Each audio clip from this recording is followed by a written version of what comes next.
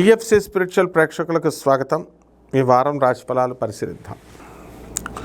ఓం అరుణాం కరుణాతరంగితాక్షీం ధృతపాశాం కుశపుష్పబాణచాపాం మణిమాదిభిరావృతాం మయూకైః అహమిచ్చ వివిభావయే భవానీం. ఓం శ్రీ బెజవాడ కనకదుర్గాదేవ్యై నమః. శ్రీ దుర్గా మల్లేశ్వరాభ్యాం నమః. ముందుగా మనకి ఈ వారంలో గ్రహస్థితులను కనుక చూసుకున్నట్లయితే, గురుడు మిథున రాశిలో ఉన్నాడు, కేతు సింహరాశిలో ఉన్నాడు, రాహు కుంభరాశి, ఆ తర్వాత ఈ యొక్క మన శని వక్రించి ఉండడము మీనరాశిలో, రవి కుజ, తర్వాత ఈ బుధ శుక్రగ్రహాలు మకర రాశిలో ఉండడము, ఇవన్నీ కూడా ఉన్నాయి.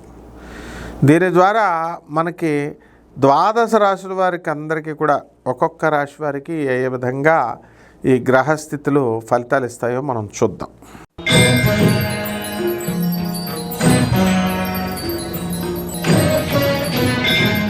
కన్యారాశి. ఈ కన్యారాశి వారికి అందరికీ కూడా భార్యాభర్తల మధ్య ఉన్నటువంటి సంబంధాలు కొంచెం వీకెండ్ అవుతాయి. అలాగే వీకెండ్ల్లో వీళ్ళందరూ కూడా బంధువులతోనూ ఇతరులతో కూడా జల్సాగా వెళ్ళి ఎంజాయ్ చేయడం అనేటటువంటివి జరుగుతాయి. అలాగే ఈ రాశివారు ఉద్యోగ ప్రయత్నాలు భయంకరంగా చేస్తారు. గతంలో ఉద్యోగాలు మాకు రావట్లేదండి అని బాధపడేటటువంటి వాళ్ళంతా కూడా సక్సెస్ అయ్యారు. ఈ వారంలో మిగతా వాళ్ళు ఎవరైతే వాళ్ళకు ఉద్యోగాలు రాలేదని అనుకుంటున్నారో అటువంటి వాళ్ళకి ఉద్యోగాలు రావడానికి అవకాశాలు అధికంగా కనబడుతున్నాయి. అలాగే ఈ రాశివారు కొత్త పనులు అనేటటువంటివి టార్గెట్గా పెట్టుకుని చేయడం అనేటటువంటివి జరుగుతాయి.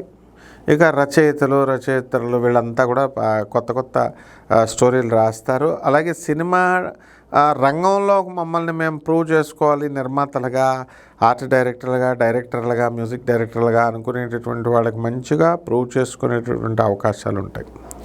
ఇక పారిశ్రామికవేత్తలకి కొంచెం లోన్స్ రావడం విషయంలో కొంచెం ఇబ్బంది అనేటటువంటిది కలుగుతుంది. అలాగే ఈ రాశి వారికి అందరికీ కూడా మనము ప్రమోషన్స్ అనేటటువంటివి కన్యా రాశి వారికి రావడం జరుగుతాయి. ఒక భార్యాభర్తల మధ్య ఇష్యూల్లో కోర్టులకు వెళ్ళడము ఇలాంటివన్నీ కూడా మీకు జరగడం అనేది జరిగినాయి అన్నమాట. అయితే ఈ రాశి వారికి ముఖ్యంగా కొత్త పనులు స్టార్ట్ చేయాలి, కొత్త వ్యాపారాలు స్టార్ట్ చేయాలని చెప్పేసి మీరు ప్రయత్నాలు చేయడం అనేటటువంటివి జరుగుతాయి. అలాగే మీడియా రంగంలో ఉన్నటువంటి వాళ్ళకు ప్రమోషన్స్ రావడం జరుగుతాయి.